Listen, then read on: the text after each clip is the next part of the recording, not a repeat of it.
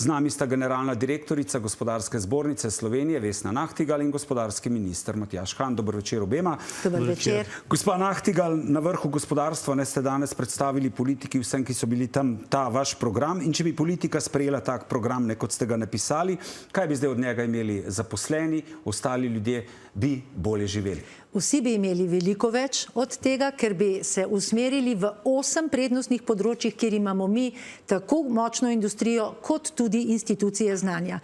Tam, kjer združiš te ključne stvari, sigurno lahko narediš veliko več, bolj produktivno, bolj kreativno in seveda z višjo dodano vrednostjo. Povedali smo zelo velike in obvezujoče številke.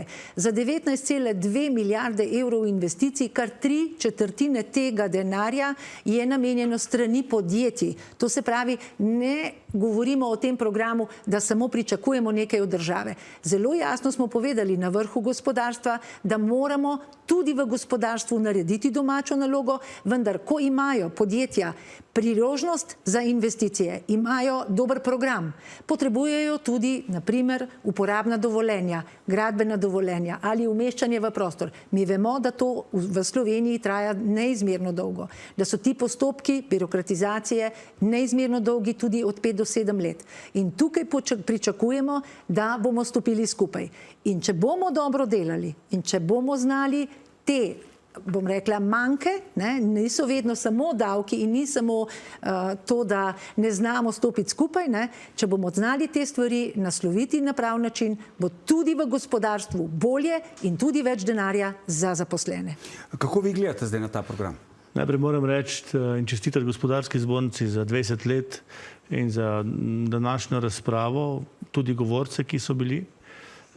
Program prihaja v pravem času, kot sem rekel, ne zaradi volitev marca naslednje leto, ampak zaradi padca konkurenčnosti evropskega gospodarstva.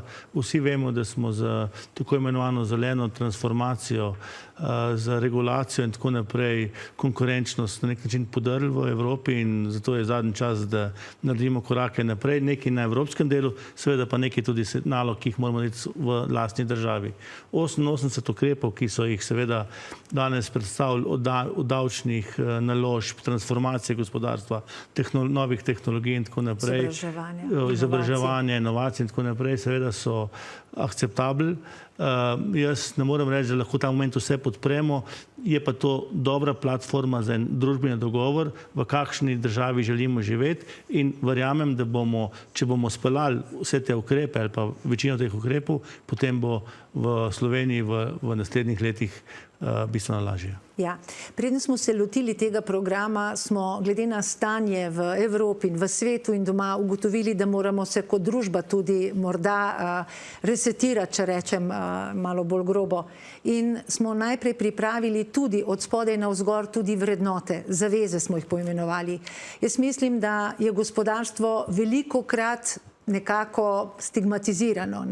Uspešen podjetnik ni nikoli toliko vreden kot uspešni športnik. In da moramo te vrednote, uspeh, znanje, pogum znati nadgraditi. Mi moramo tudi v gospodarstvu biti spoštovani, enako kot spoštujemo vsakega uglednega športnika ali pa znanstvenika.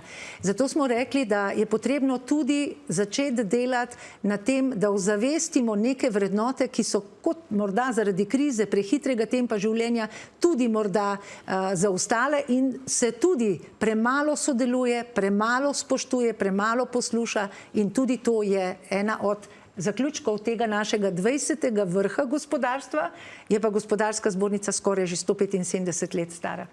Jaz sem danes z zanimanjem poslušal oba, bom rekel, tuja gosta, podpredsednika za vladne zadeve tovarne BMW in pa ameriškega ekonomista Jeffreyja Sachsa, ki mi je bilo njegovo razmišljanje blizu, pa ne gre za to ideološko levo in desno. On pravi, da je Slovenija ena uspešna gospodarska država in da on vidi, da je evropski problem ta preveliko vlaganje v obrambno industrijo in da bi se mogli na nek način fokusirati na druge industrije in da seveda na diplomatskem delu Evropa bi mogla narediti predvsem, da pridemo do mira v Ukrajini, v Gazi in še kje drugje. In potem bi lahko gospodarstvo na nek način zaživel drugače. In jaz se tukaj z njim absolutno strinjam. Mi potrebujemo načrt za mir v Evropi, ne pa načrt za vojne.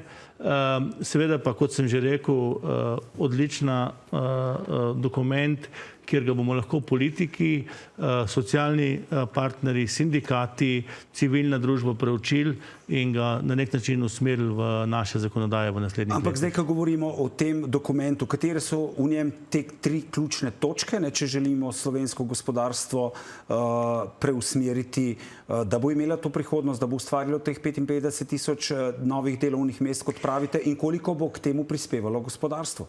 Kot sem omenila, mi smo se z tem gospodarskim programom dejansko fokusirali od spodaj navzgor, da so podjetja povedala, kje imajo te svoje priložnosti. In tako smo prišli in definirali 8 prednostnih področij. Lahko jih tudi naštejem. Tukaj elektroindustrija, trajnostna mobilnost, farmacija in biotehnologije, logistika in gradbeništvo, industrija materialov in krožno gospodarstvo, kmetijstvo in proizvodnja živil ter pijač, lesno-predelovalna panoga ter panoga informacijsko-komunikacijskih tehnologij. Na področju teh 8 področij imamo mi močne tako industrije, kot tudi institucije znanja. In tukaj lahko naredimo velik preboj, če seveda izvedemo tudi na 9 področji ukrepov. 9 področji ukrepov, niso samo davki, kot sem že prej omenila, je tudi debirokratizacija, več vlaganj, kontinuiranega vlaganja v raziskave, tako raziskave, razvoj, kadri, napovedujemo potrebe, platformo za napovedovanje potreb po kadrih ali pa po kompetencah. Tukaj so tudi večja podpora start-upov, ker vemo, da tukaj nismo dovolj dobro in sistematično pristopili k formulaciji start-upov, davčnim osnovam, olajšavam, pa tudi financiranju teh start-upov. Tako da tukaj je seveda priložnost in to so tiste stvari. Ampak še enkrat bom poudarila, tudi kot družba, če znamo stopiti in narediti tako konkreten program, ki je življenjski, pa moramo tudi kot družba spremeniti nek način, neke vrednote. In mislim, da je ena od vrednot sodelovanje, spoštovanje, znanje, uspeh in pogum morajo biti vrednote, da ne naštevamo vseh ostalih. Vse, kar je rekla, seveda se strinjam z Vesno. Moramo pa narediti tudi kratke korake, zato da bomo na nek način konkurenčnost obdržali. Tako. Najprej, jaz sem vesel, da se danes v Portorožu pogovarjajo vsi predsedniki sredozemskih držav o konkurenčnosti, kar se tiče energije. Tu seveda je Evropa, bom rekel, ima velike težave. Mi bomo seveda našim najbolj tovarnam, ki največ porabijo električne energije, polovico energije na nek način sofinancirali, s tem, da bomo mogli vlagati v nove zelene tehnologije.